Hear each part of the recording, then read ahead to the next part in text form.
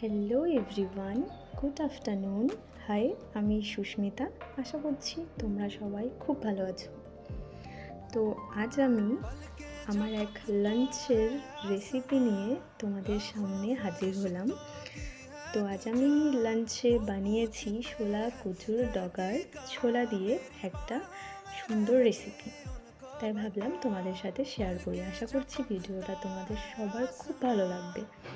সবার প্রথমে আমি এই ছোলা কচুর ডগার রেসিপিটি বানানোর জন্য নিয়েছি ভেজানো ছোলা, রসুন কুচি, একটুখানি পেঁয়াজ কুচি। আমার ভাল লাগে তাই আমি পেঁয়াজ দিয়েছি, তোমরা চাইলে সেটাকে স্কিপ করতে পারো। তারপর কাঁচা লঙ্কা, শুকনো লঙ্কা ভালো করে ফোড়নে নেড়ে চেড়ে আগে থেকে সেদ্ধ করা ছোলা কচুর ডগাটাকে ভালো করে নাড়িয়ে চাড়িয়ে ভেজে নিয়ে তৈরি আমার ছোলা কচুর ডগার রেসিপি। তোমরাও ট্রাই করতে পারো।